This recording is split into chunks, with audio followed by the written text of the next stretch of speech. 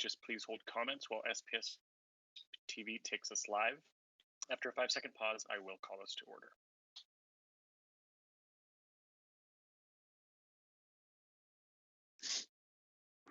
Okay, this is President DeWolf.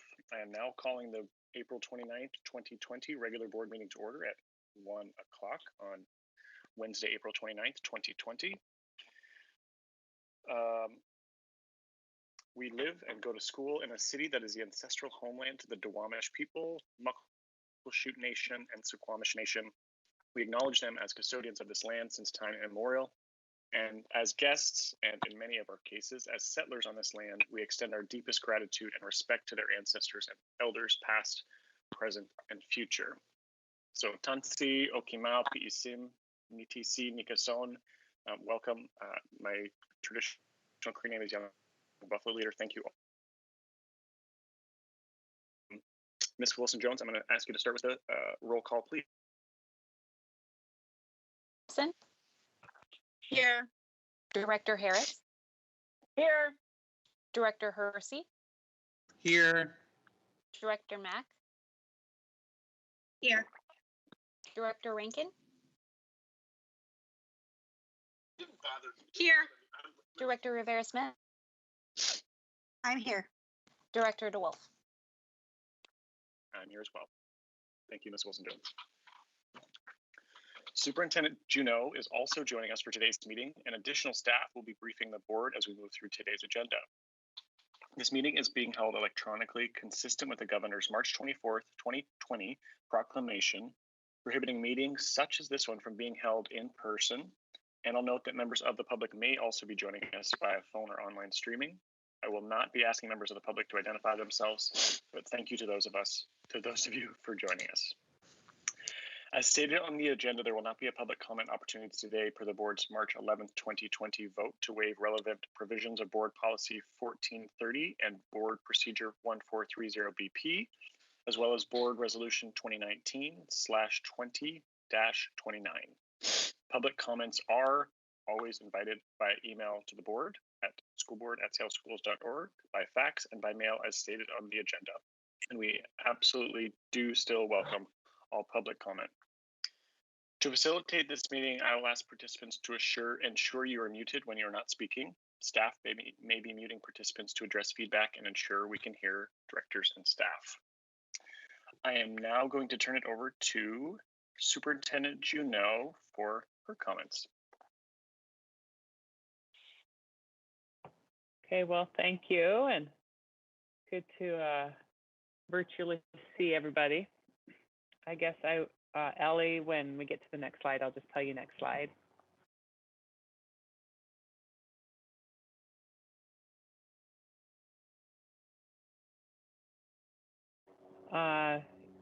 So I just want to start by saying I had the opportunity to pop into a 5th grade classroom today, and it was really awesome. Mr. Barnes' 5th grade class was engaged in a science lesson. They had all taken individual nature walks and collected data about different things, and they were all engaged with looking at other data sites and comparing what they saw and what they heard to wind, to what the weather was like, time of day. They were still really engaged with each other. As the video went in and out, they teased each other on sounding like aliens and all that kind of stuff. And so I guess it was just really nice for me to actually see and observe that learning is happening. That was just one example I know of one teacher in one classroom, but I do miss the days of being able to pop into schools and sort of see good things happening in the classrooms. And so that was just really nice. And so I just wanted to let people know that, at least in this instance, great things were going on, and teaching and learning was indeed happening. And so next slide, please. Oh, I can do it, I guess. Never mind. As always, I just want to ground today's superintendent comments in our strategic plan.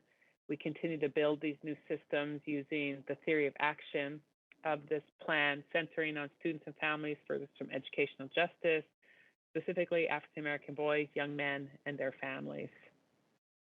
Next slide.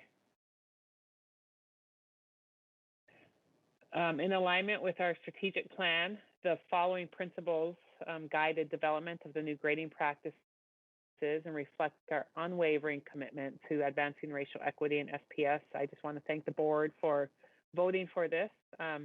These were the principles that we grounded it in, was to ensure that the negative impact of these school closures on students, especially students furthest from educational justice, is minimized, that we wanted to keep students engaged in learning and keep educators engaged in teaching.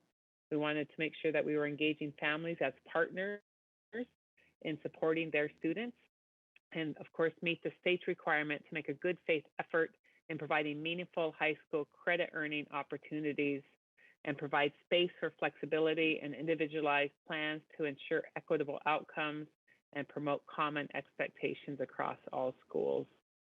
And with our strategic plan, we made sure we centered our Black boys and young men in this process. I'm really proud of this work and really want to thank the CAI team for doing really deep work across departments and making sure that all voices were included as much as possible, for the engagement that went on, and for really making sure that our strategic plan was lived out in this process. And others across the nation and across Washington State are now modeling their efforts on it. And so we, again, leaders, a leading district in this effort. So thank you again, everybody. Next slide. So this, I'm just really want to just take a few minutes to highlight some of the great work that staff across the district have been doing since our closure. Next slide.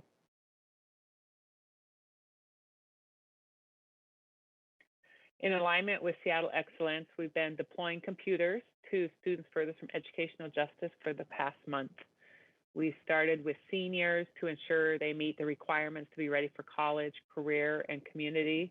And then we next deployed to high school students. And this week, we are starting to hand out computers to middle school students furthest from educational justice. There are great stories pouring in from all across the city, just about our ability to be able to make this happen. And I do want to just again thank Amazon. We are delivering computers to elementary students as a result of their really generous donation. And you can see in the left picture there the joy that our teachers are bringing to their students. This is a preschool student enjoying a read aloud with her teacher. The other two pictures are from our laptop deployment sites. And you can't see it, but each employee is smiling behind those masks. Next slide, please.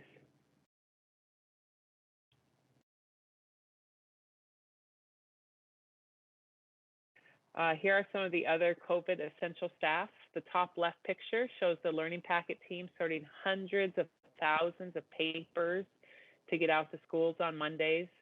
The bus delivery system that we have are delivering meals to families in the Aki-Karosi Middle School service area. You'll see a couple other familiar characters on that picture.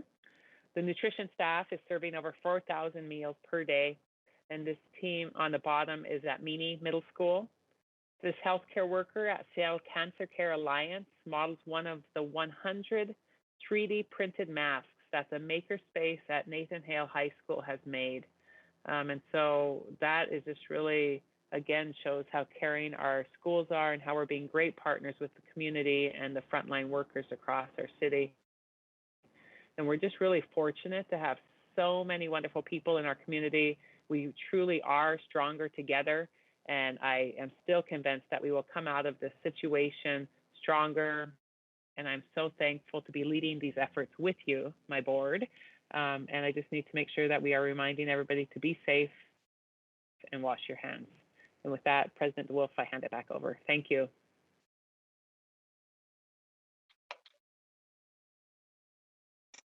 Thank you, Superintendent Juneau. Really, really grateful for that update, and certainly, if anything, I appreciated the highlight of our students. Stories have been coming out over the last couple of weeks of SPS students rising to the challenge, and I'm really proud and grateful to be a part of this district as well. We have now reached the consent portion of today's agenda. So may I have a motion for the consent agenda? I move approval of the consent agenda. I second the motion. Okay, approval of consent agenda has been moved by Director Hampson and seconded by Director Harris. Do directors have any items they would like to remove from the consent agenda?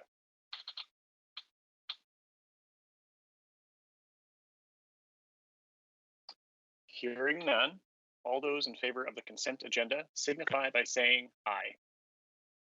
Aye. Aye. Aye. Aye. Those opposed? Okay, the consent agenda has passed unanimously. And now we will move to the action items on today's agenda. As we move through these items and later the introduction items, I will first call on committee chairs for items that move through committee. Then I'll call on the remaining directors alphabetically for questions and comments. So we will now move to action item number 1, authorizing board resolution number 2019/20-33 to suspend state and local graduation requirements and suspending provisions of board policy number 2415, high school graduation requirements. May I have a motion for this item? This is Director Hampson. I move that the school board authorize the attached board resolution and temporarily suspend identified provisions of board policy number 2415, high school graduation requirements for high school seniors during the COVID-19 school closure. Immediate action is in the best interest of the district. I second the motion. Thank you, directors. The item has been moved by Director Hampson and seconded by Director Harris. This item is on the agenda for introduction and action today. This topic was discussed, however, by the Curriculum and Instruction Policy Committee, but the board action report has come straight through to the board given the time-sensitive nature. So we'll begin with a briefing from Chief Academic Officer, Dr. Diane DeBacker. Thank you, President DeWolf and members of the board. As reflected in the motion, the purpose of this bar is to authorize the resolution number 2019/20-33 to suspend state and local graduation requirements and suspend provisions of board policy number 2415, the high school graduation requirements. As we shared at last week's CNI committee meeting, we have had a few overarching goals that have guided us as we've worked through this, with the first being keeping seniors engaged in learning and planning, and second, help those seniors graduate and continue with their post-secondary plans as they intended. As is noted in the bar, we focus first on students furthest from educational justice as evidenced by the racial equity analysis.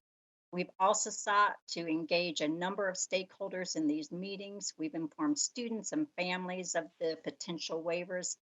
In early April, we started consulting with a number of school, district, and even state level colleagues at this time so that we could approach the waivers in the best manner possible.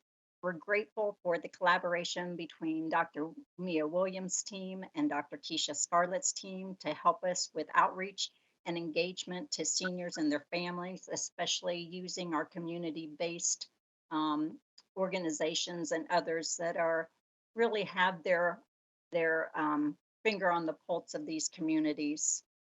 The bar tries to be a very complex topic. It includes information on what is in House Bill 2965. It includes what's in the rules that the State Board of Education developed to implement House Bill 2965. It is complex in that it talks about the district's application to the state with respect to House Bill 2965. And it details the resolution that's also in front of you today. In addition, given the complexity of the number of types of requirements our seniors need to meet, We would draw your attention and hope you've had a chance to look at the summary chart that's on pages 4 and 5 of the bar. And it kind of gives you an idea of all of the different type of scenarios that we tried to play through as we were considering each student's situation. We are asking for action or intro and action on the same day because we believe that time is of the essence here. We need to launch this process as soon as possible. As you have heard before and read in the bar, this is an individual student waiver process. We have about 4,000 senior students in Seattle Public Schools, and so it's really going through every student's transcript, meeting with the students, making sure that they know what options that they have with the waivers, and also if we combine that with the grading policy that you passed last week. We do appreciate the support from the Curriculum and Instruction Committee that met last week. We give gratitude also to the Executive Committee for allowing this to be both introed and actioned, hopefully in the same meeting. I will give credit where credit is due, certainly here, and that's to Dr. Caleb Perkins and his college and career readiness team. And Dr. Perkins is on the line and can help respond to any questions you have. With that, President DeWolf, I will stand for questions. Thank you. Okay. So I'm going to call on directors to ask questions and provide comments on the item up for discussion. Thank you again, Chief Academic Officer, Dr. Dan DeBacker. I'm going to start with Hampson, Director Hampson, and then we'll move down the line in alphabetical order. So Director Hampson, I'll kick it over to you for first questions and comments. I'm going to pass for now and ask that you come back around to me. Thank you. Okay, Director Harris. I'm good, thank you. Thank you, Director Harris. Director Hersey. I'm good as well, thank you.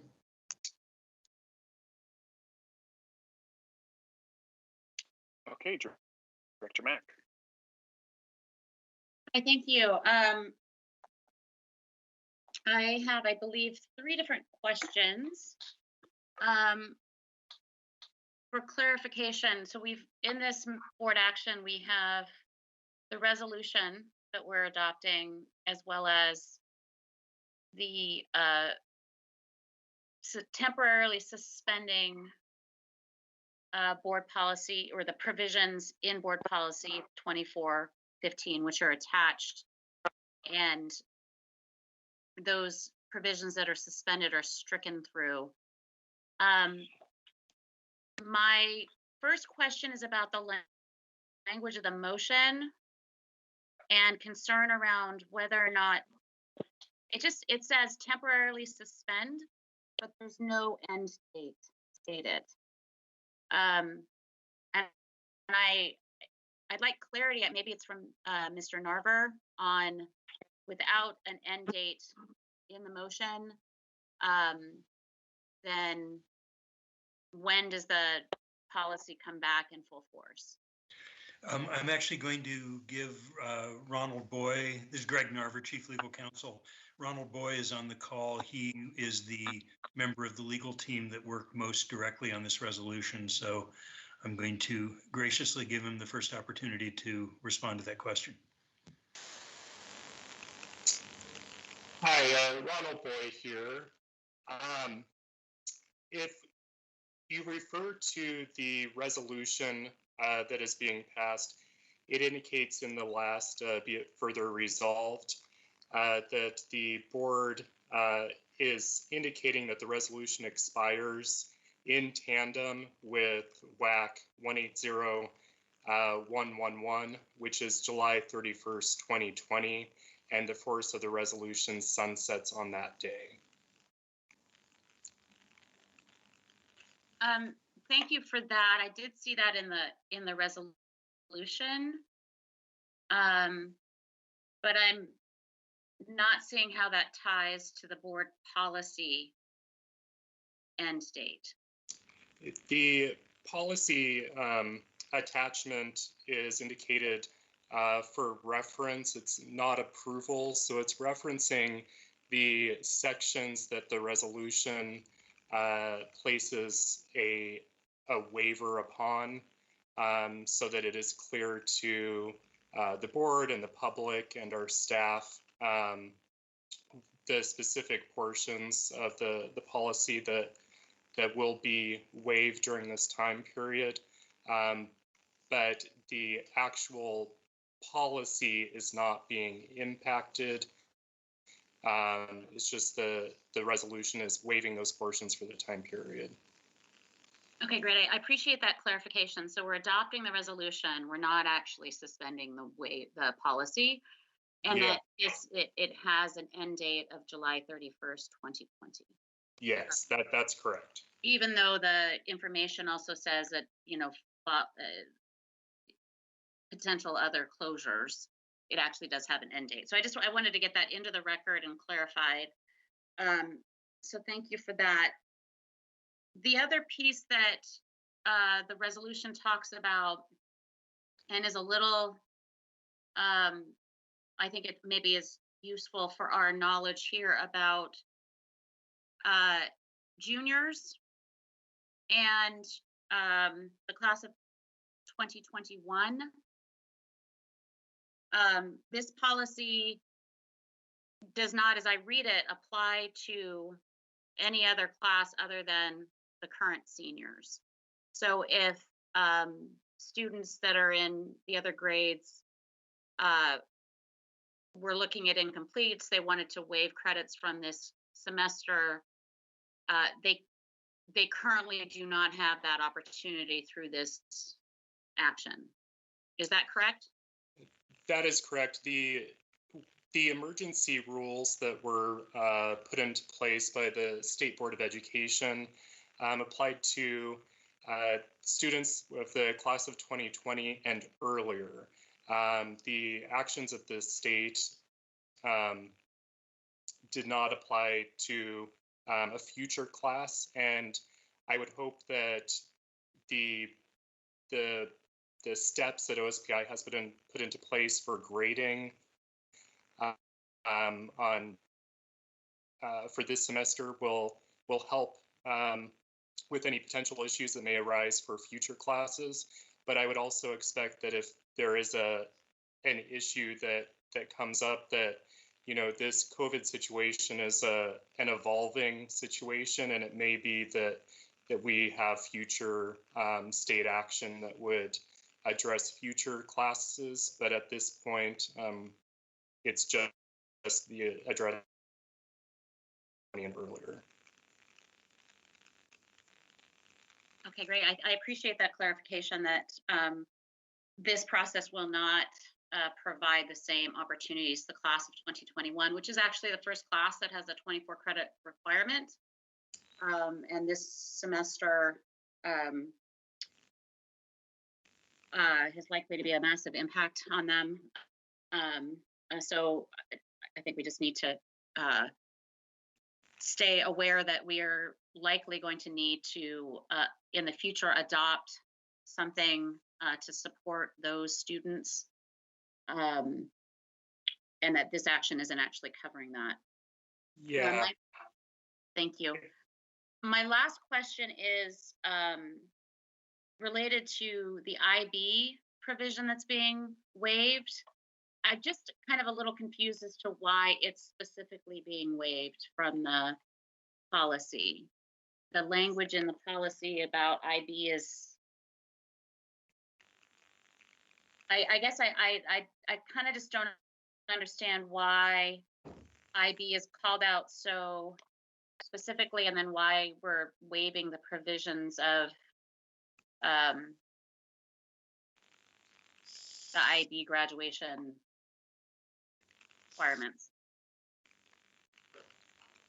I know that Caleb can speak to this. We had a discussion about it, and after the discussion, it definitely made sense, but I'll let Caleb respond. Thank you. Hello, this is Caleb Perkins. Director Mack, I don't have much more to offer. Just we wanted to make sure that the same flexibility for seniors who were in IB programs was available to them. We did work with that. So that's why those things were crossed out. It was just meant to be consistent, so they would also have access to the same. Did it. And for clarity on that, they also, a student that's in the IB program gets an IB certificate or an IB, what exactly do they get along with their high school graduation certificate? What they're usually trying to get is an IB diploma. A diploma, that's, okay, so the name is the diploma. So if they waive credits, are they waiving their ability to get the IB diploma as well? Or does this enable them to waive credits and still earn that diploma? I believe it's the latter, and I am looking through past conversations about this detail just to make sure I have that right. So if I believe it is the latter, but I will need to confirm. Okay, it's fine with me if we can move on to other directors' questions if you want to circle back on that. That concludes my current questions. Thank you. Thank you, Director Mack. Great questions. Director Rankin. Hi, thanks. I don't have questions. I just wanted to say thank you to Dr. DeBacker and to Caleb Perkins for being really quick and responsive to get this together, and for anticipating what the needs of our students are going to be. I know they have a lot of information included in the bar about numbers and who's impacted, and so I just want to thank them for being super thorough and bringing it to, we agreed in committee last week that, to make sure that seniors understand that the support is there for them, and we want to get them over the finish line of graduation as they had been planning before this, that speed was of the essence to get this up and running so that we can make that happen. So thank you. Thank you, Director Rankin. Director Rivera Smith.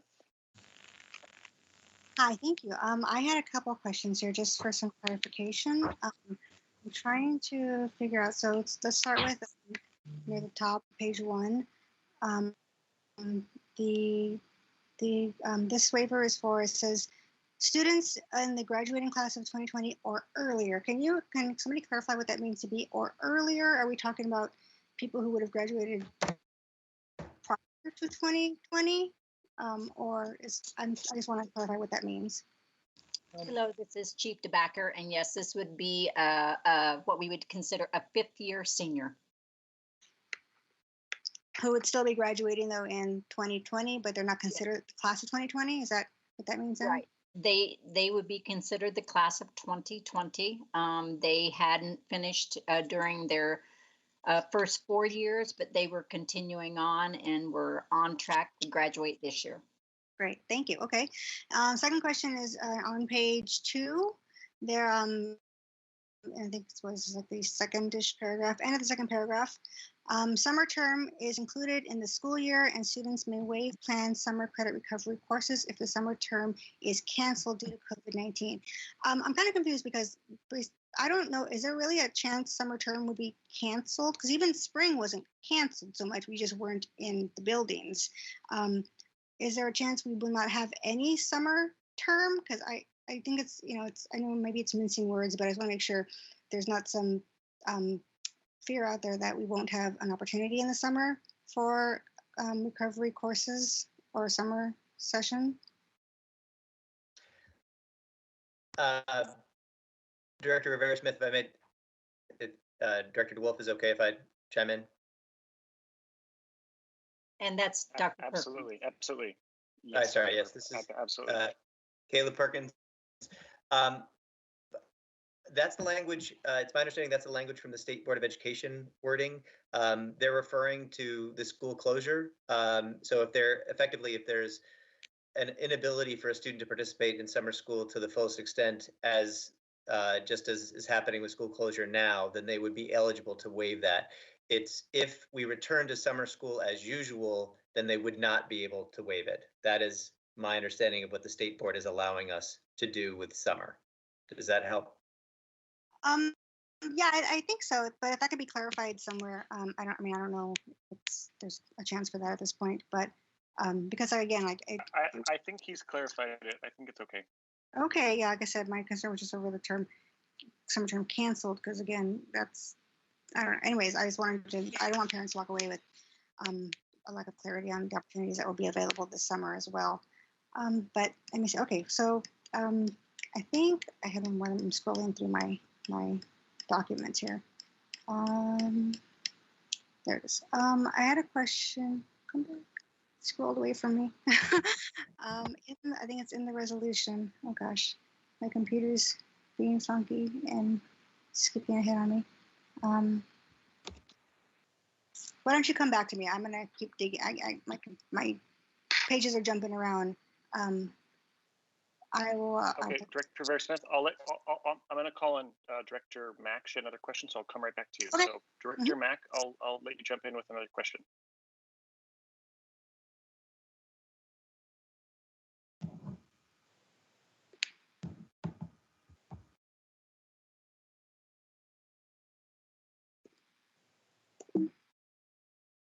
Director DeWolf, this is Director Hampson. I just had one question. had asked you to come back around to me so I can go ahead. Yeah, go ahead. I was either you or Director Mack, but if you're ready, I'll let you go, and Director Mack will go after you, and then Director Vera-Smith. Yeah, I just wanted to, I appreciate the attention in the board action report to the cons associated with providing the waivers. I think it's incredibly important that we do this, and I really appreciate everyone's willingness thus far to support bringing this as quickly as possible to intro in action so that we can provide some sense of assurance to our seniors. But I did appreciate the note about the cons, which are possibly starting off their next endeavor behind. And I just wondered if you could elaborate on that a little bit, Dr. DeBacker. Yeah, the intention will be that as the counselors work with each of those individual seniors and go over all of the options that they have in front of them, our push will be that, especially for students who are going on to post-secondary education, they need to continue their studies through the end of the semester to the extent possible, just so they aren't behind. And so that will be one of the things that our counselors will visit with seniors about, because they will have some options in front of them, and we will encourage them to stay engaged in learning so that they are not behind as they move on to their post-secondary schooling, which in Seattle Public Schools, that's about 80% of our students. And I would hope, this is Director Hampson again, that we would also be sure to reach out to at least state schools and other networked institutions to confer with them about the prospective needs that our students might have coming in the door. It's not an uncommon resource for institutions of higher ed to provide to particularly those students for this educational justice to try to ensure their success. And the extent to which we can advocate for that, I think, would be critical to the further success of this bar. Thank you. This is Director Rankin. Can I add something to that? I just Sure, Director Rankin. wanted to sort of echo the question from Director Hampson and just say that I appreciate the inclusion of that in this policy, because I think it is important to remember for all of our students that, you know, we the royal we, the state, the whoever, require certain things of them to graduate, but that it's really incumbent upon them to leave high school with what, whatever they think is coming next.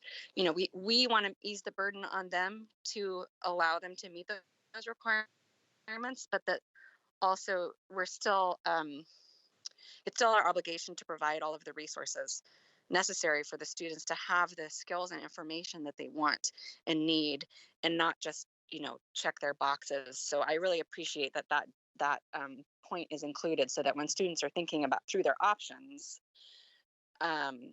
they have a moment to reflect on, like, oh, well, I can just waive that.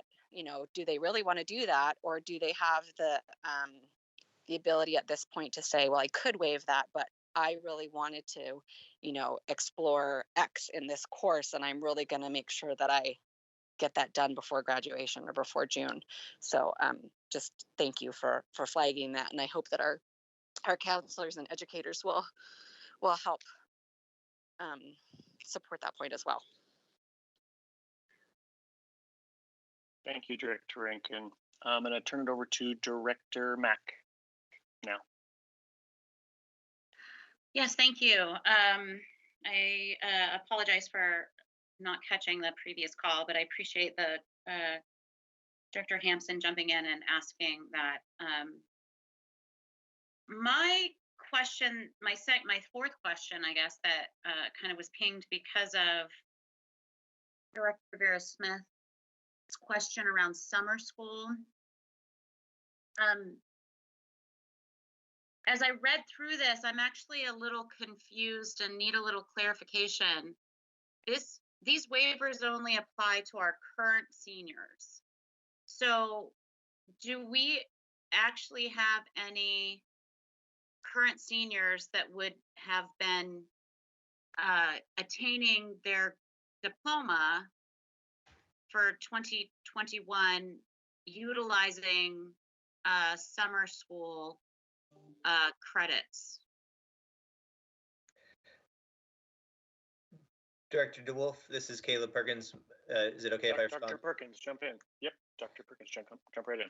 Yes, there are seniors that were planning to graduate by the end of August. That's traditionally a group that we have in our senior cohorts. So per House Bill 2965, if seniors had a plan in place to either graduate at the end of the semester by meeting credit requirements, or they needed the summer, the state board has allowed both of those groups to be able to be eligible for the waivers. But again, the assumption is that they're graduating in August and therefore still part of the class of 2020. I think that timeline and is actually helpful to clarify. This resolution states the end of July, but we're actually impacting and providing waivers to students that would have been graduating or are planning to graduate in August. And therefore summer school does, and waiving credits for summer school, or that would have been completed during summer school, becomes an issue if needed. So my follow-up question is just to get some clarification, either from you, Dr. Perkins, or someone else, about what the current planning that the district has around summer school. Superintendent Juneau in her Facebook Live presentation yesterday said that we will be holding summer school, but I wonder if that message needs some clarification, because what summer school typically is for Seattle Public Schools is limited. It's not summer schools open and available to 54,000 students. So I'd like to get a little bit of clarification about what our expectation is in running the summer school program. How many students is it still primarily dedicated towards students that need to complete their high school credits? What are the confines of our expectation around summer school? Director Mack, this is Superintendent Juneau, and we just had a conversation at cabinet level today about the future of summer school and what's look like, and there's a lot of planning that's going on, and our plan really is to have a very much more robust summer school than we have in the past. Right now, perhaps a mix of different type of things that are going on, but we can definitely provide, once that becomes a little more refined, some information to the board about summer school. But right now we are planning for summer school. We're planning for more students to be engaged in summer school across the spectrum. Well, thank you for that clarification. I think it's helpful to know that we're planning for that. As a corollary to that, I'm curious to know how we're planning to fund it, since we don't typically run school during the summer, but that's another question. Thank you for that clarification. But I think that, it's going to be a good conversation because we know that summer school is going to be really a necessary factor for continuous learning for our students, that there's going to have to be some acceleration and some interventions that happen during the summer. And so we are working also with Jolynn to figure out the funding of that as well. Thank you. I appreciate the clarification. I don't have any other further questions. Thank you, President DeWolf. Thank you, Director Mack. Okay, I'm going to return it back to Director Rivera Smith to get a couple of questions up. No, actually, yeah. So they were actually pretty covered there. I was going to be about the opportunity for students to decline the waiver and if how that would be explored with them. And I know it's in the bar there, so it's kind of giving an example of pros and cons. So I just wanted to just have that assurance that there is a process for them to waive it, because for some students it would be beneficial for them to take the courses and gain the instruction and knowledge. I just wanted to get a little more clarification on that, but everyone's questions pretty much covered that, so I'm good. Thank you. Thank you, Director Rivera Smith. And I have no questions at this time as well. But I just wanted to, again, thank Chief Academic Officer Dr. Diane DeBacker and Dr. Perkins for all of your work on this and for really getting this over to us in a really quick turnaround. So I appreciate your efforts and was really grateful that you were able to chat with the CNI committee this week too. So given that is the end of the discussion, I'm going to call on Ms. Wilson-Jones for the vote.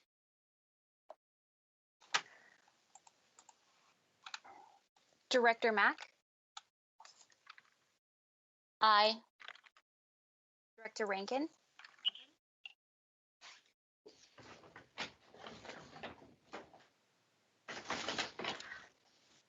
Sorry, I couldn't find my the right screen. Aye.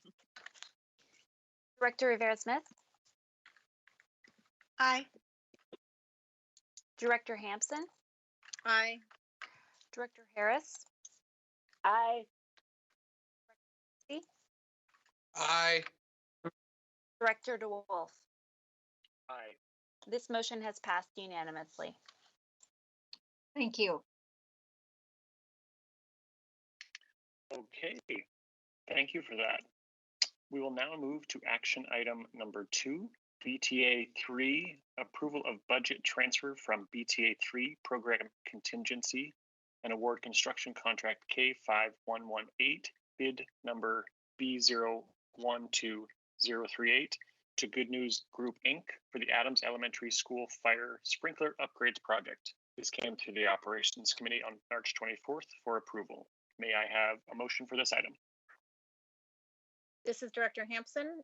I move that the school board, number 1, approve the transfer in the amount of $1,026,688 from the BTA 3 program contingency to the Adams Elementary School Fire Sprinkler Upgrades Project budget. And number 2, authorize the superintendent to execute construction contract K5118 with Good News Group Inc. in the amount of $1,121,950, including base bid plus Washington state sales tax, with any minor additions, deletions, and modifications deemed necessary by the superintendent, and to take any necessary actions to implement the contract. Second the motion. Thank you, directors. Okay, so the item has been moved by Director Hampson and seconded by Director Harris. This item has been updated since introduction, so Chief Operations Officer Fred Podesta, could you please brief us on the update?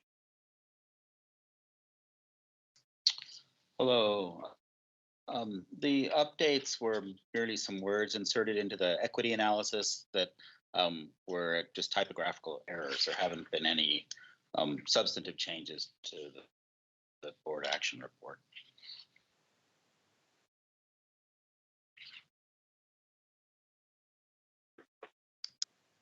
Okay, thank you, Chief Podesta. So now I'm going to call on directors for any comments or questions before we move to the vote. So I'll start with our Operations Committee Chair, Director Mack, and then move alphabetically from there. So, Director Mack, over to you. Yes, thank you. I don't have any questions on this. Appreciate the work as always and the importance of having fire safety sprinkler systems that work in our buildings is incredibly important, and glad we're taking this opportunity to move this forward.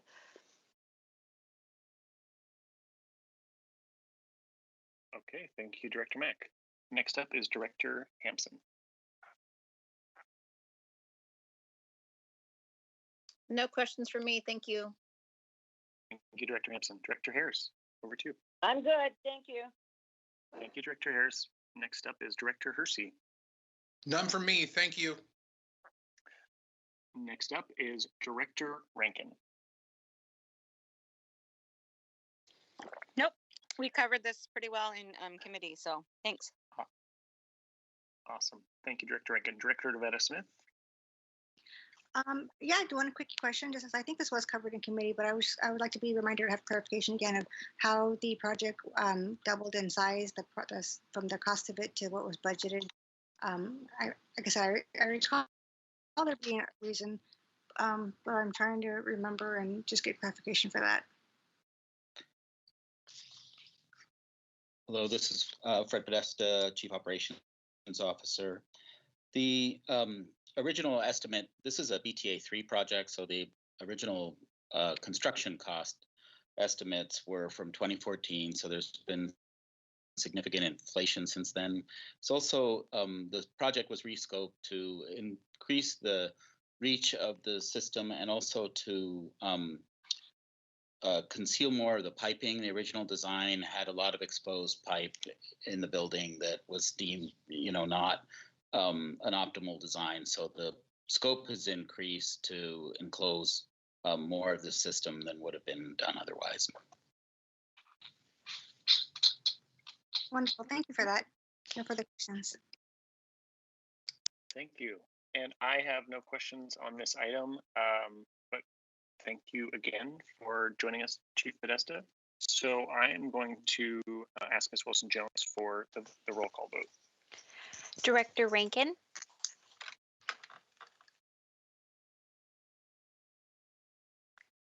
Director Rankin.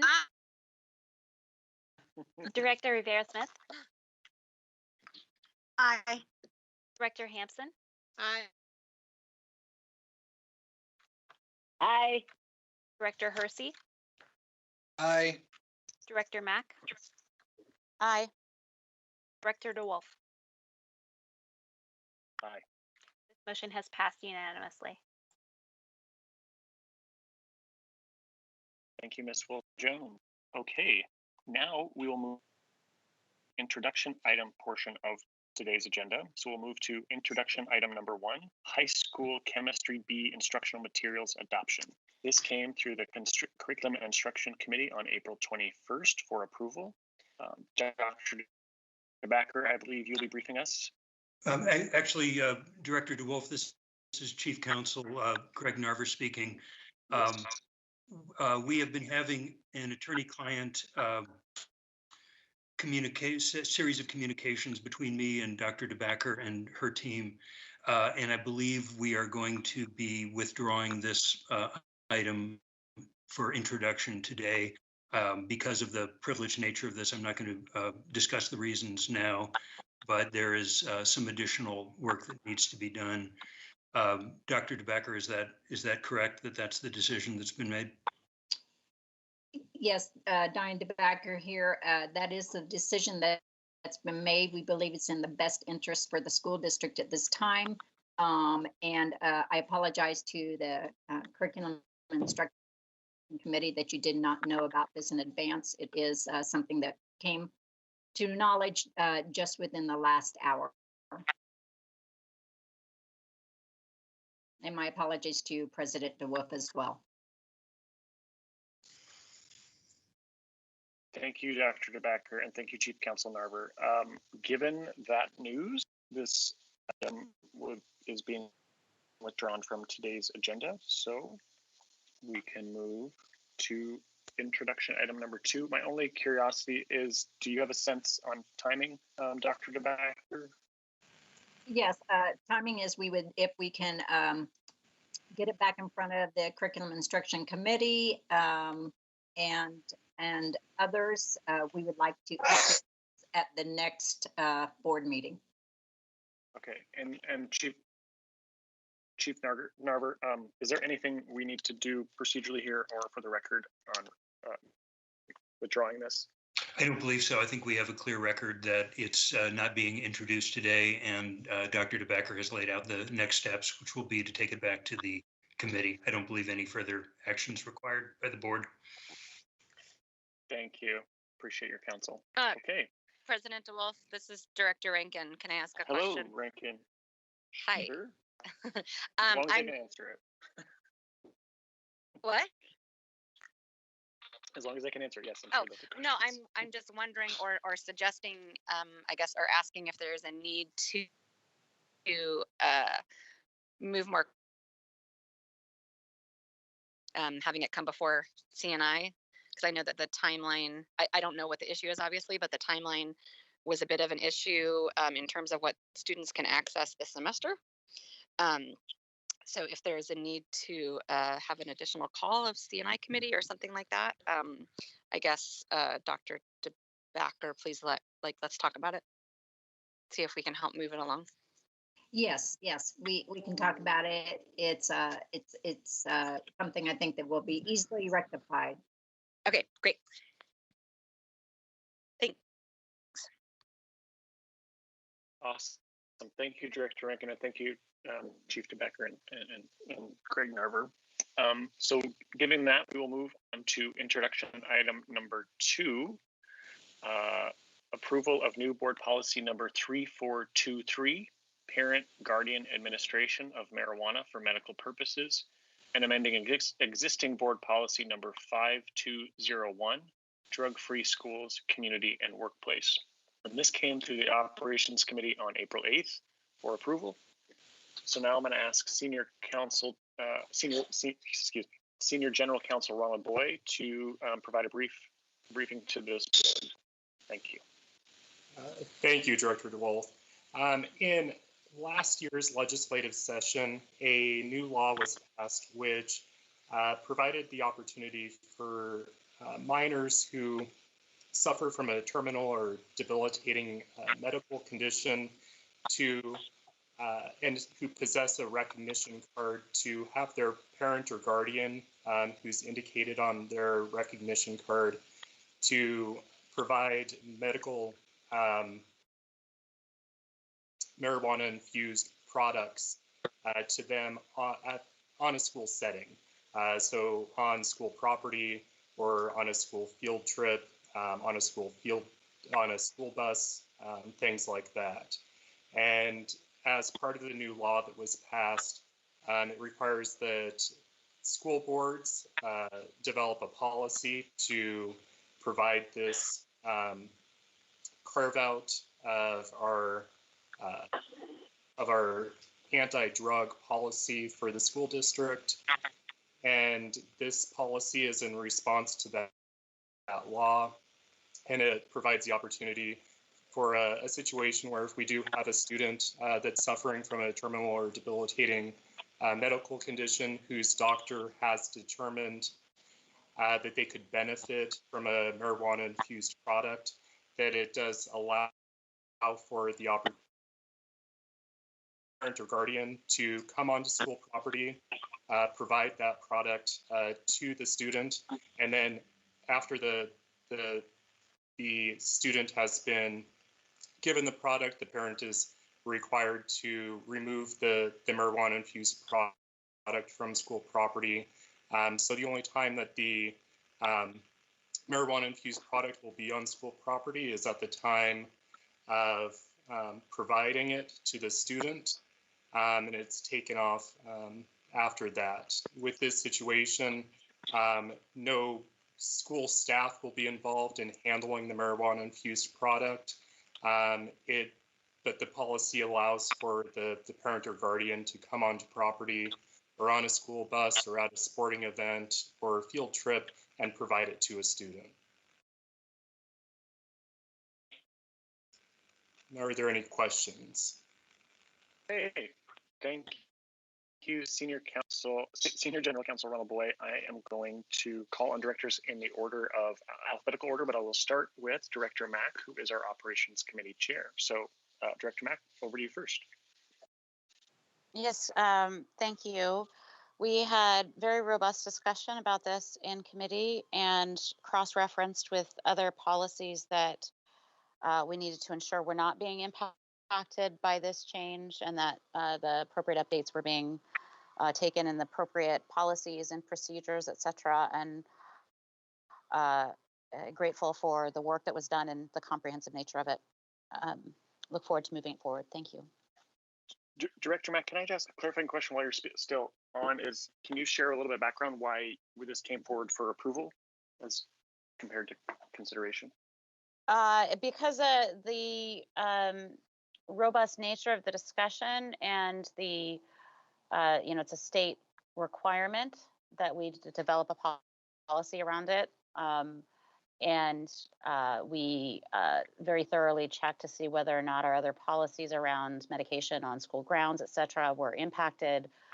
And we felt confident that we've addressed the state law appropriately and cross-referenced with our existing policies robustly. There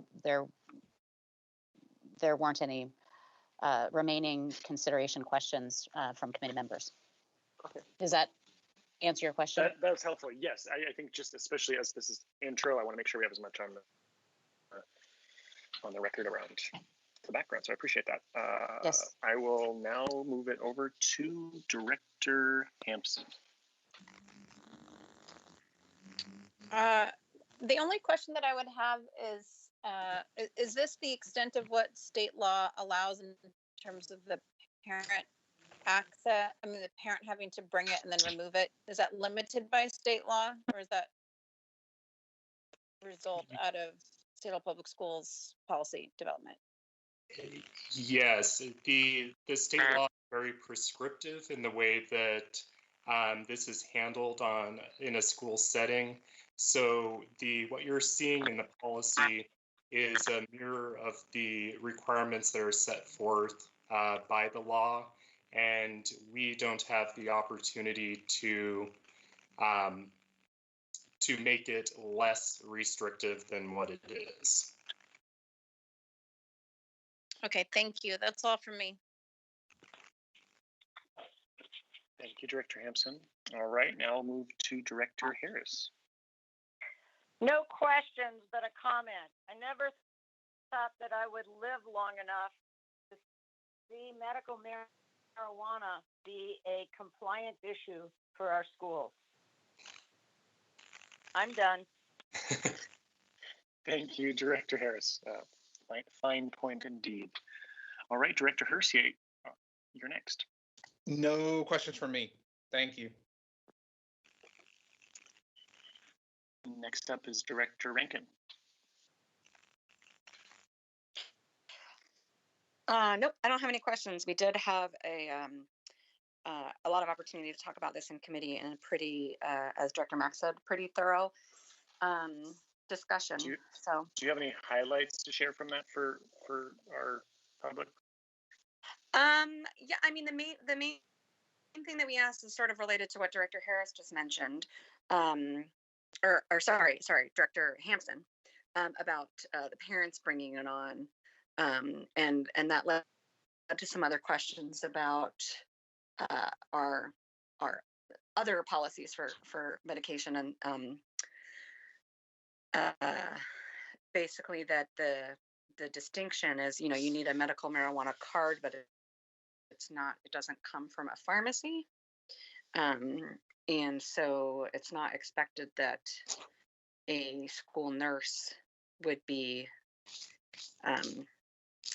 handling medical marijuana, and also about the fact that medical marijuana and then anti-drug policies, and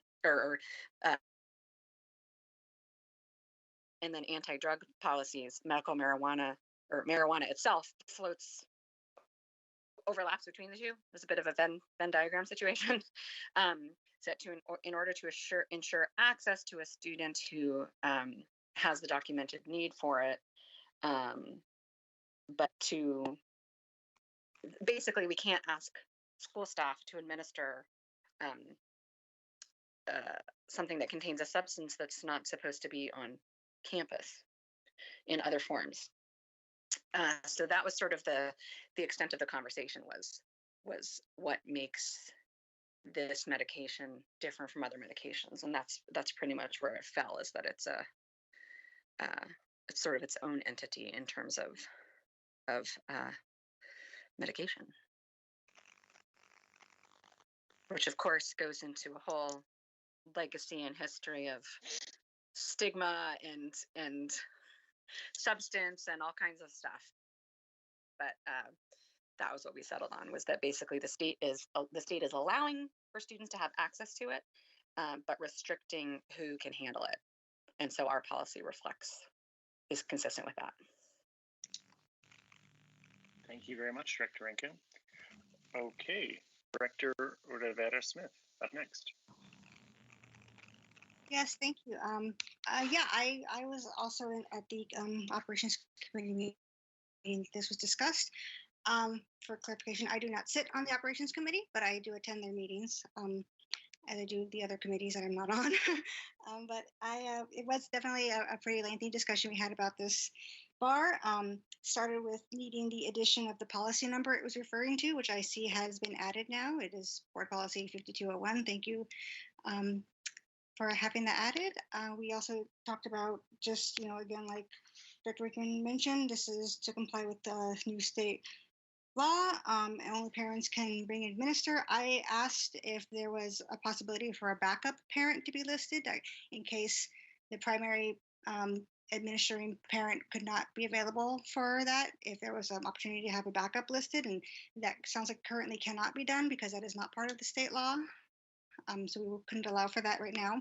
I asked if they were required to show their card each time they came in to administer, and that will be part of procedure. It sounded like they don't have to show it each time they're coming in, but there is going to be a tracking system in place because those cards do expire every 6 months. So we wouldn't want to assume that somebody's card is still valid when it in fact has expired. So there's going to be a tracking system in place so that we can know if that is current. And I also asked if teachers or staff were going to be getting the same kind of allowance to use medical marijuana on campus, and that is not currently in this in the state law right now. So that's not what Ronald Boy said that was not in the works at this time, but we may be looking into that. Anyway, that was what I have down for that meeting's discussion, and this definitely had a lot of thought and discussion go into it. So I have no further questions. Thank you. President DeWolf, if I could just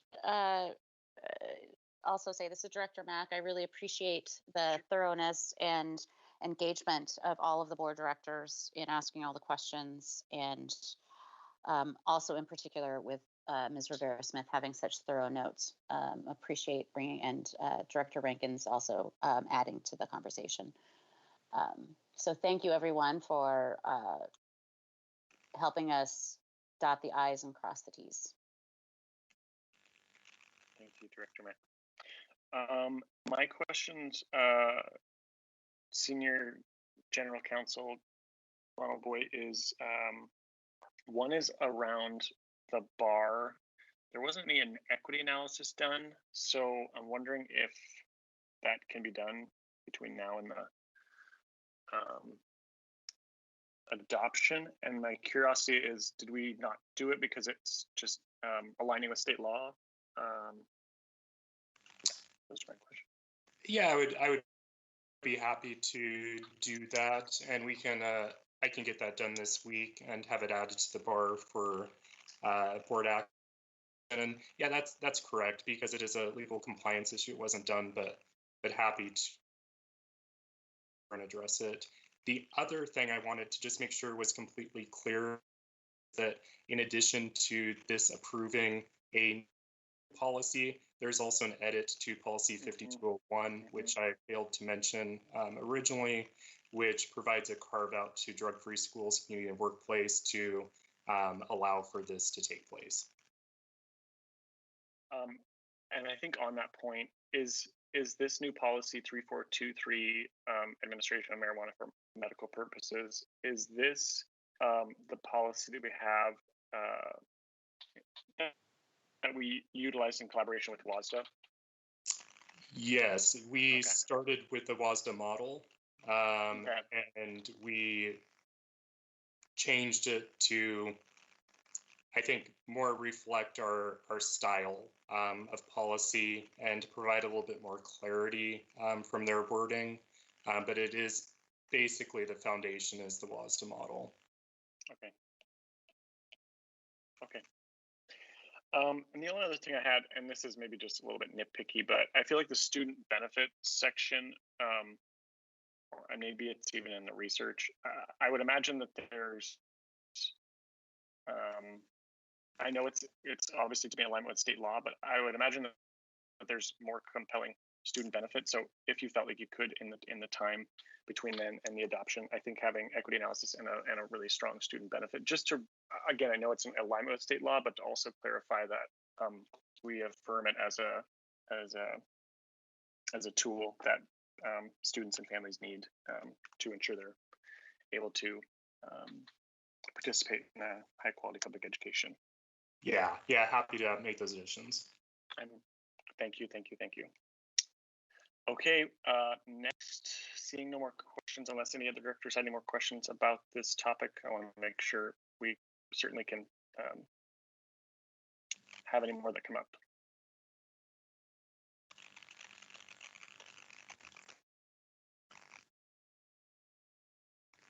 Okay, hearing none, we will now move to introduction item number 3. BEX 5 award contract P1721 for construction project management services to CBRE. Hearing for the Lincoln High School Phase 2 project on April 8th for approval. Mr. Podesta, I believe you'll be briefing us. Yes, hello, Chief Operations Officer Fred Podesta. This board action authorizes execution of a contract for construction project management services, a lead firm to oversee the overall project at Lincoln High School. The construction management services approximately $1.4 million contract, and the overall project is budgeted approximately $29 million. Directors, I'm sure will recall that we opened Lincoln High School last fall, and most of the work was done on the main building. This project allows for seismic improvements to be completed at the east buildings on campus, which were constructed in 1959. It also creates improvements and renovations to spaces for career and technical education, the theater, the Performing Arts Center, and the gymnasium. And it's a fairly straightforward project, and it's a continuation of work that has gone on over the last several years. And that concludes my comments. Thank you, Chief Podesta. Okay, so now we will move to directors for questions and comments. We'll start with Director Mack, who is the Operations Committee Chair. Thank you, President DeWolf. I think that Mr. Podesta's briefing was relatively complete. I just want to, I think, add for context that this Phase 2 portion of the project is in effect a a change from what was originally proposed to raise those buildings. And that was seen to be too expensive and challenging. And so those existing buildings are being provided the seismic upgrades that are necessary for student safety, as well as the other modifications that are being made to make them usable. And that these spaces are not only present and available to the high school students at Lincoln, but they serve as the primary auditorium for many of the middle schools and other elementary schools in the region that do not have actual auditorium space. So I'm looking forward to this project going forward and supporting both the safety of the building for students and accessibility for the other programs listed, as well as CTE, et cetera. Thank you. Thank you, Director Mack. Okay, now we'll start alphabetically with the reigning directors. So we'll start with Director Hampson. No questions from me. Thank you very much. Thank you, Director Hampson. Next will be Director Harris. I'm good. Thank you. Thank you, Director Harris. Next up is Director Hersey. None for me, thanks. Next up is Director Rankin. No, I don't have questions, but I wanted to highlight something that was discussed when this came through the Operations Committee, which is in addition to what Director Mack was talking about with having the theater auditorium space available for other schools in the area that don't have that space. That something that we discussed was or something that I would like to look into further is the, to me, very exciting possibility of a new theater arts space, and how, as in all industries, technology in theater arts, in lighting and sound and all of those things changes very quickly, and the exciting possibility for our students and potential CTE opportunity that we have here that I would really like us to look at more as the project goes forward. That's it. Thank you, Director Rankin. Okay, next we'll move to Director Rivera Smith. Hi, yeah, I'll echo what Director Rankin just mentioned, that we did discuss the potential for utilizing that improved space for CTE courses, which would be, I think, would be awesome. Lincoln High School does offer a theater tech class, which will surely utilize that. My son actually just took that class this last semester and really enjoyed it, and having that and having those improvements will definitely add to that experience. And it would be great to spread that experience around to other students in other schools if we can get a CT program in that facility. There is CT classes. Part of that wing is other CTE classes that are there. I'm trying to remember what they're for. If they're for food or medical, I'm not positive, but anytime we have an opportunity to expand that program, always up for conversations on that. So looking forward to having that with Director Rankin and anyone else. I'm not seeing much else was discussed at that aside from those possibilities at that meeting, but that pretty much covers it. Thank you. No further questions. Thank you, Director Rivera Smith. Okay, and I have no questions at this time for this item as well. So we will now move on to the final introduction item for today. Introduction item number 4. Excuse me. BEX 4 Award Construction Contract P5139 to Wayne's Roofing Inc. for the West Seattle High School Roof Replacement Project. This came to the Operations Committee on April 8th for approval. Mr. Podesta, I believe you'll also be briefing us again on this one. Yes, this project is a roof replacement for West Seattle High School. The existing roof was installed in 2001, and there have been spot repairs to the roof in 2017. The tile roof at the building is part of the building's landmark status. So this is, you know, a fairly broad area and somewhat complex project for a roof project, but we expect it to go, since the repairs were made just a few years ago in isolated areas, we think we have a pretty good understanding of the roof conditions and the roof systems in place. So we're expecting this to be a fairly straightforward piece of work. Understood. Thank you, Chief Podesta. Now we will move to questions and comments from directors. And again, we'll start with our Operations Committee Chair, Director Mack. No comments at this time, just grateful that this project is moving forward. Wonderful. Okay, next up is Director Hampson. Nothing for me, thank you. Thank you, Director Hampson. Next up is Director Harris. I'm good. Thank you. Awesome. And next up, we'll have Director Hersey. None from me. Thank you. Director Rankin. Nope. Excited to see this move forward. I remember a few years ago, a student guest on the dais from West Seattle High School talking about putting buckets in the hallways to catch rainwater. So it's great that this is going to move forward. Thank you, Director Rankin, and thank you for the institutional memory. Next up is Director Rivera-Smith.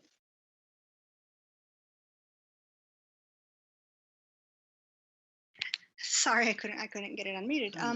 No, Yes. this is exciting to get done. Obviously, apparently from the discussion we learned that it's a 15-year lifespan for this type of roof, which went in 2001. So time to replace that and get our kids a nice dry roof. Thank you very much.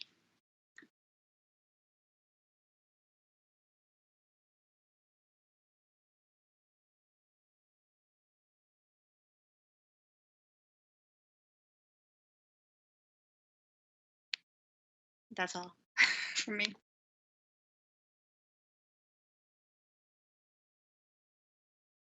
Director DeWolf, are you on mute?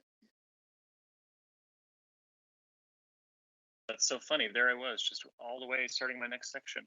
Thank you. It is now 2:17 p.m., so we will now move to the board comment section of the agenda. Again, we'll move alphabetically. Given that we have time, just encourage you to keep it brief, but we do have until 3. And the only other thing I was going to say is we will be breaking into an executive session at the conclusion of this regular meeting, and we will go into executive session. And then after that is done, we will come back to the regular board meeting and adjourn. So at this time, we'll start with board comments, and we'll begin with Director Hampson. Hi, thank you. I want to use my time today to talk about my support for a letter to an action and effort with our state governor that was started by One America to support our undocumented families throughout Washington state. We definitely have a large number of students in Seattle Public Schools that either themselves are undocumented or their parents are undocumented. And I think it's real. We have seen over and over again the effort on the part of our administration federally to remove any potential support during this COVID crisis.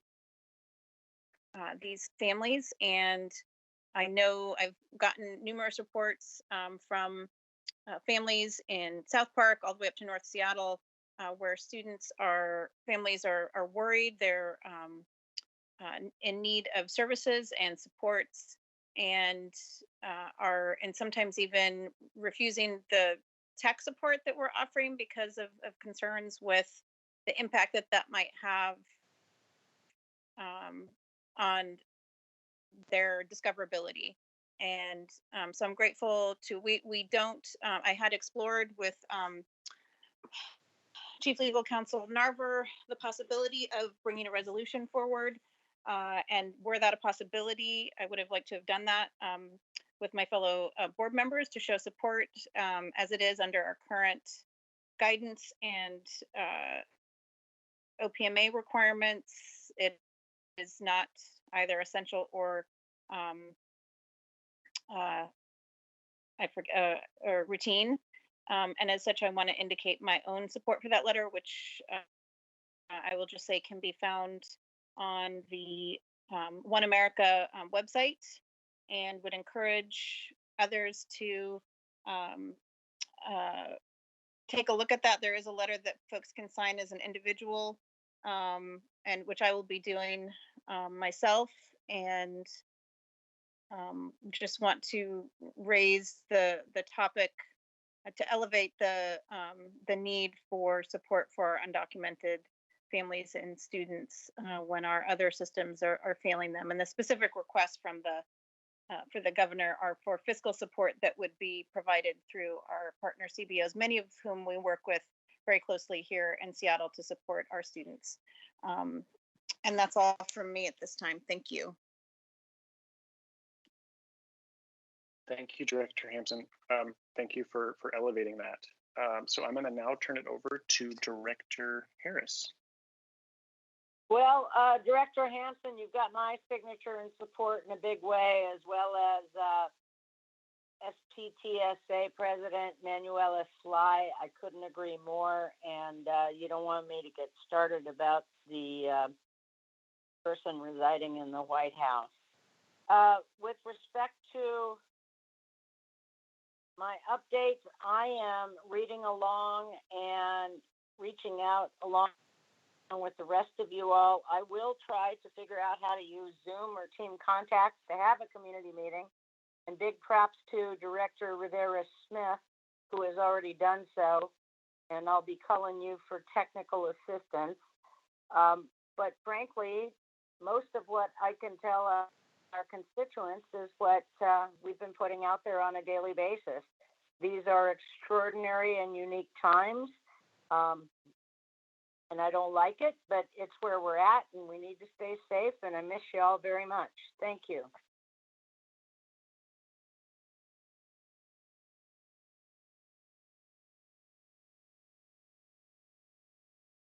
Thank you, Director Harris. Next up is Director Hersey. Thank you. As we settle in with online learning, most of us giving full knowledge that there are many of our families in our district who have not been able to access technology or internet. I just want to say a huge thank you to all of our district staff, whether it be at the cabinet level or our education partners in the classroom and SEA. This is an incredibly difficult lift, as I say, from my perspective as a teacher, not only providing tech support to families on a regular basis, but also figuring out how do we get our kids to the end of the year, right? So just, recentering our focus when times get difficult and the advocacy is thick, that we are in a place to where we have great privilege in the sense that we still have the opportunity to make change and to provide in times like these when we really have the responsibility to rise to the challenge. So just a huge thank you to everybody in our district and across King County for everything that they've been doing. I do want to highlight specifically our partners in the Somali community and the East African community who are really struggling during this time, not only with language barriers, but also access. I've received a number of calls and emails from those partners around students who we definitely identify as furthest away from educational justice, still struggling to figure out what is the solution to receiving a computer, or what is the solution for internet, and how can the district be a partner in that. And we are doing those things. I don't want to discredit that in the least. But now turning our attention to filling the cracks and identifying those individuals and families and students and children in our various communities that are still feeling unsafe. So really digging in and trying to bring as many people into this this new normal as possible. So I know that we are working toward a couple of community calls with various affinity groups and various ethnic-based organizations. And I just want to, throw that out there. As those things get scheduled, they will be promoted heavily. And if you are on the call and you know of a family that needs support in any way, shape, or form, please do not hesitate to ask or reach out to your principal, your educator, or even your board director. We're here to help, and thank you. Look forward to seeing you all again soon. Thank you, Director Hersey. Next up is Director Mack. Yes, thank you. I think I'll first take the opportunity to give a little bit of update for fellow board members as well as the general public around the work that's been going on in the operations committee. As you can see from the agenda items, today we have been continuing to work. We also had our last meeting on the 27th, a couple days ago. Yes, a couple days ago, where we reviewed the schematic designs for the phase 2 part of Magnolia, as well as co-elementary, and got a written update from staff as well as verbal presentation around the planning that's going on for the start of school for next year, in light of the current environment and situation, and appreciate staff bringing those updates to us to discuss, and so that we can know that we are looking at the different potential variabilities, and that staff is considering to make plans around how to manage potential solutions for the start of school. And at the same time, we're continuing to do the work that needs to be done in order to open school in September. Our next operations committee meeting will be on May 14th, but prior to that, we actually have 3 different board work sessions that will be full board work sessions. On May 5th, the semi-annual capital programs annual report and the annual enrollment report and capacity evaluation work session. On May 6th, the student and community workforce agreement. And then on May 7th, we have the student assignment transition plan and boundaries conversations. I'll note that because of the current situation, the CEMP, the Capacity Enrollment and Facilities Master Planning Advisory Committee has been delayed, and the community conversations around potential boundary changes and student assignment impacts have not been as robust because of the current environment. But we'll be talking at that point to see where there are some potential issues that we may need to address. And the CEMP is, we're hoping to go ahead and launch virtually. We're making plans to do that. My understanding is that the BEX BTA oversight committee meetings are also going to continue, but in a virtual method. May 8th is their next meeting. So over the next few weeks, we actually have quite a bit of work going on related to operations. I'll also note that the impact of the bridge closure, the West Seattle bridge closure on transportation is being evaluated by staff and considered, because obviously if we open in the fall, buses are going to be impacted by that, and staff is working on those issues and seeing what we need to do to plan to be effective. From a personal standpoint, for my comments tonight, I just want to say to everyone that as a parent experiencing this balancing act and transition to remote learning, I share frustrations as well as accolades to educators and building leaders on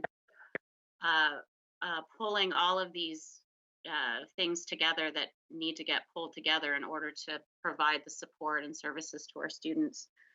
And I appreciate that we're continuing to work through all of those issues, and I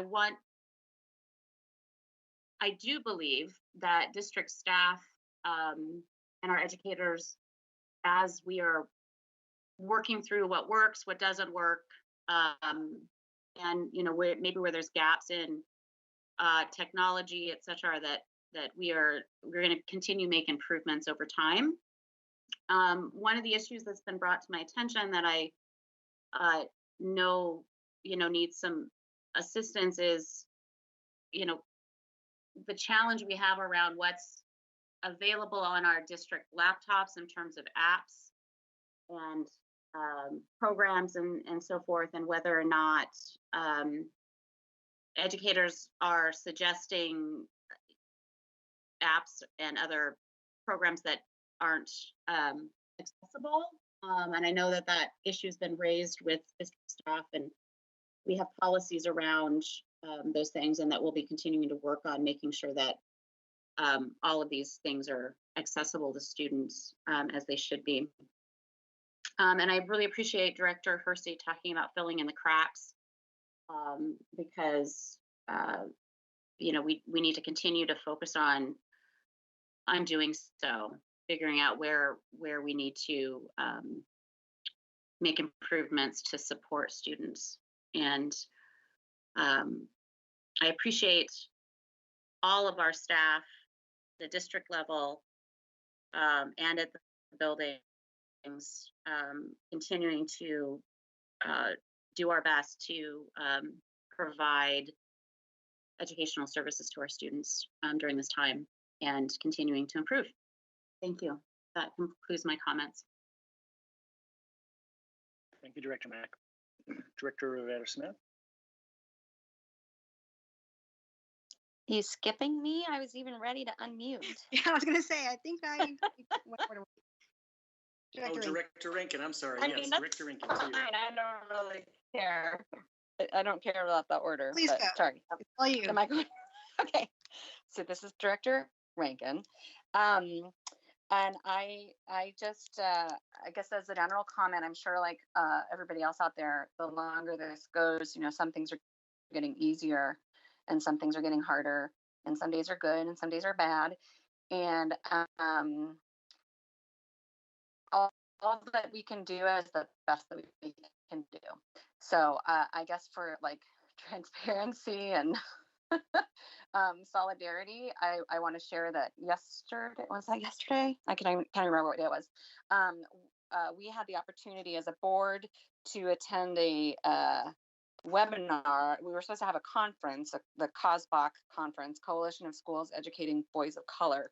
We were going to have the opportunity to participate in a 3-day long conference in person that of course was canceled because of COVID, but we did have the opportunity to attend a webinar, and that was really great. It was oversubscribed, very rightly so, because it was really good content and good presentation. And so there was a moment of limbo where we weren't sure if I got the Zoom link and I wasn't, or Teams link, and I wasn't sure if I was going to be let in or not. And somehow during all of that, this is the for solidarity part, I completely missed one of my kids' math online calls with his math teacher. Just completely, totally forgot about it. And it's gonna be okay. I wish that I had not forgotten, but like all that we can do is the best that we can do. So I just wanted to share that, just give yourself grace and forgiveness, and we're all just doing what we can to get to the next point. So I want to also share my support for the letter that Director Hampson brought up for our undocumented families and community members. It's just super important. I mean, it's really frustrating and yet understandable that fear of disclosing documentation status would is keeping families and kids from accessing services. So I really, really hope that we can all support that and make sure that families have what they need right now. As a broader statement and connected to what Director Hersey was talking about, our staff from the school, school staff, building leaders, district staff, the amount of work that has happened in the last 6 weeks to turn around from being an in-person, in-building system to a remote system is really astonishing. And I just want to keep making sure that, newspaper articles are going to focus on what's not happening or what maybe didn't happen as quickly as people wanted it to. And the questions that are going to come up and the emails that we get are going to be about things that are not happening or that people are not seeing. But I just want to highlight the incredible amount of things that are happening. And a lot of questions that we tend to get are will sometimes be accompanied by the statement, well, I'm not asking for me, but I'm worried about the families who XYZ. And a lot of times in the history of this district, past and recent, the answer has been like, oh, it looks like nobody thought about that. Let's see about it. What I have noticed in the current crisis is that when we have families who are relatively well taken care of and have what they need, when they say, well, I'm not asking for me, I'm asking for XYZ families, there is actually a tremendous amount of work and attention being dedicated to our families for this from educational justice. Not to say it's perfect, not to say everybody has what they need, but I've gotten a lot of questions about language access and services for students experiencing homelessness, and it's from people who are not part of that population, and so and they say, well, I just haven't heard about it. Well, you haven't heard about it because you don't need that service. So you're not the first person to be alerted that it is happening. So I really appreciate concern and people reaching out to ask about those things. But I also just want to kind of state that, students that are covered by McKinney-Vento, students that have our highest, the 600 students that have our highest social, emotional, behavioral health needs have been individually contacted. And, there's so many limitations right now is what can actually happen remotely. But I'm really proud to know and be part of the work and be able to have the conversations and want to just elevate that in a time of crisis when things are happening so quickly. Just doing a thing is hard enough, but doing a thing and then also broadcasting it or announcing it is extra work that's not happening right now. So I just wanted to take a moment to acknowledge the extraordinary amount of behind the scenes sort of things that are happening. And I hope that we can elevate some of that work more going forward. Just like the really awesome nutrition services video that came out last week, I think. It was really great. It just showed all of this sort of seemingly invisible work that's happening, that there's just a ton of that. So, and then in terms of internet access, food access, health, housing, all of these things that we take care of at the school level, I just want to highlight the need for other government entities for us to advocate to and receive the support of and join in solidarity with and support of our families in having those things. It's great that SPS is providing hotspots. SPS is connecting with, is trying to connect families with internet providers with low cost services. It is awesome that we are doing that. And the responsibility to ensure equitable access to things like that goes so far beyond just the school system that I'm kind of, I guess, making the public call for everybody in our communities to step up and demand that these things become more equitable and available. I want to say thank you to members of the NAACP Youth Council. We got a bunch of really great, thoughtful, detailed emails to the board before this meeting that just help remind us to center ourselves in terms of, accessibility is one thing, but we also need our content and our teaching right now online to be engaging and to be relevant to our students. And also the importance that they stated about wanting to really make communication with their teachers easier and communication with each other, which goes back to what Director Mack was saying about the different apps. There's this district supported devices can't all, see videos on YouTube or some other things, and I know YouTube is a big kind of internet safety issue, but I'm hoping that we can keep figuring out ways to make all of this learning and content more accessible and to make it easier for kids to connect with each other. Special education services and support are supposed to be going on starting this week, so I'd really like to hear from families how that's going and if they've heard from their teachers. And then lastly, I want to give a special shout out to, all of our educators, but in particular right now, our librarians who are just going above and beyond, trying to connect with students and keep them engaged in reading and have conversations with them over group chats about what they're reading, what's exciting to them. And honestly, in the case of my the librarian at my kids' school, having a 45-minute online library lunch where 4th and 5th graders literally just told her what they were doing, what they were reading, what they ate, and she just listened to all of it and told them how great it was and how much she missed them. And it's just hugely impactful and really speaks to the values of our district and the things that are important right now. So thank you, SPS librarians, especially Miss Leland. That's it for me.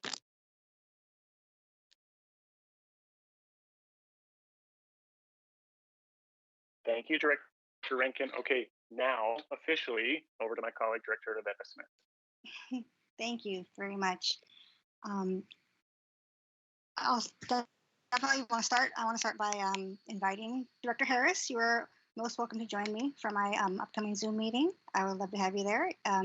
Everybody, it is this Saturday, 1 to 3 p.m. on Zoom. The link is available on the SBS calendar. If anyone wants to join, I can have, I guess, up to 2 more directors and without having a quorum. So let me know if you want to be there. I also wanted to speak in support of the creation of relief funds to support our undocumented families and students. As Dr. Hampson spoke of, that is the fear of discovery and removal is a very real fear in our communities. And as the petition states, undocumented immigrants are uniquely at risk. Undocumented immigrants and their families were completely excluded from the $2 trillion relief package Congress passed last month and aren't eligible for unemployment insurance, even though providing economic stability to all workers is essential to ending this public health crisis. So again, I hope that my fellow board members will all join in on signing onto that petition. I will be posting the URL to my my director Facebook page, which, speaking of which, in my effort to be as transparent and accessible to families as possible, I have been using that page to recap my thoughts, share what my activities are, what meetings I'm holding, what meetings I'm going to, and that is on Facebook. You can do search for me, Lisa Rivera Smith, Director. last week, I followed up my affirmative vote at our April 20th special board meeting regarding high school grading with a really long post to that page. I didn't actually expect it to be that long, but I'm not going to read it. Don't worry. According to Facebook, it's a 12-minute read, so I'm not going to do that here. But I do want to touch on just some points of it, mostly the beginning and the end. And that would be to state that when I was campaigning for school board, I try to be very honest with people and often told them that when I'm on the board, you might not always agree with how I vote, but I will always want you to at least know why I voted that way. So I followed that up with a very long exposition about how the bar made its way to our board and about my comments at the meeting and concerns and what was shared there. And as everybody knows, that temporary A's or incompletes policy was approved. And I ended the piece by saying, if there's one thing we heard a lot of on Monday, it was that nothing's perfect, which is hard to argue with. It sounds like something any reasonable person would say, and even the pragmatic side of me wants to just drop my shoulders and give a slow, but I threw out my crutches a long time ago. The fact is, the acceptance of imperfection should not equal acceptance that our students deserve a less than perfect system. I don't think we need to downplay our decisions by saying that, by comparison, they're as imperfect as everything else. The choices I'll make as a board member aren't likely to get any easier, but I will stand by them, knowing that their imperfections aren't consolations, but chances to rise to the challenge. So I'll continue to post thoughts on activities of the board and my activities specifically. I don't want to ever speak for anybody else, any of my other board members. You all have your own pages to do that, and I hope you do, and I will be continuing to. I also want to echo appreciation for our teachers and families who, I don't think either group is more stressed than the other. It's pretty equal. Many of our parents are teachers, many of our teachers are parents. And we got to remember that, because it's hard to step back and remove yourself from a situation. And I wish I remember that you don't know other people's struggles. Like we know ours, but we don't actually know everyone else's struggles. So sometimes we need to remember that and realize that there are things we can't assume, but we're all doing our best. We can assume that our teachers are there for our students and doing what they can. I thank you for everybody who was sharing grace and sharing patience. I'm trying to do that. I also have 2 students in the system, and they have, a total of 12 teachers. So I'm right there too. But we are working hard as a district to provide the best educational opportunities and activities we can. And again, thank you to all of our educators and our central office staff and board members for all the outreach that has been done and will continue to be done through this process. I have no further comments. Thank you, Director Rivera-Smith. I have just a few comments today, and then we can move into our executive session. The first one I have is after the A and incomplete policy came through, and or even while it was in development, we had a number of emails come in. Not necessarily a lot or a ton, but there were a handful of emails that have come in prior, and then since we made the decision. And I think there were a good many of them that the sentiment that I was reading in the email was something of, if most of our kids are being served right now, then we need to keep moving. We need to keep doing everything because the majority is being served. And I think what we have been relentless and unapologetic in our commitment to is not leaving any kids behind, and especially not during this time. And so I'm really grateful for the work of the district and our A and incomplete policy, because I truly believe that does not leave any kids behind. And I'm really proud of us using our racial equity lens. I also want to at least endorse or affirm, or however I can let you know that I am absolutely interested in being a part of the letter that you mentioned, Director Hampson. So thank you for bringing that up. However we can be helpful, please let me know.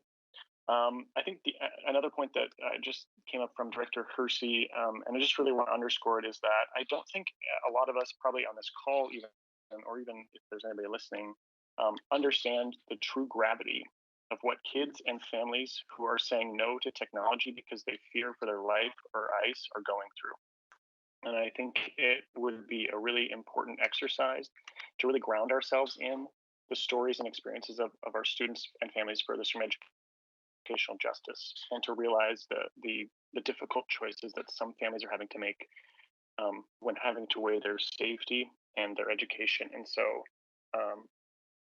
it's just really important for us to make sure we're really grounding in our students and families furthest from educational justice, to make sure our decisions are being true to our values.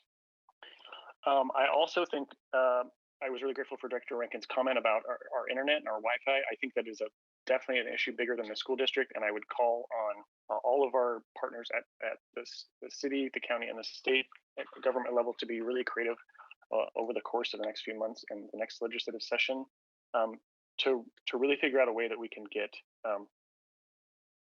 equitable and broadband internet access across this whole state, so no one is denied having that. The internet is an important tool not only for education, but also for families and jobs. And so I think that there's a real compelling case to make now that we've seen the inequities of this system, and that really all students should have Wi-Fi as well as their families, especially during the academic school year.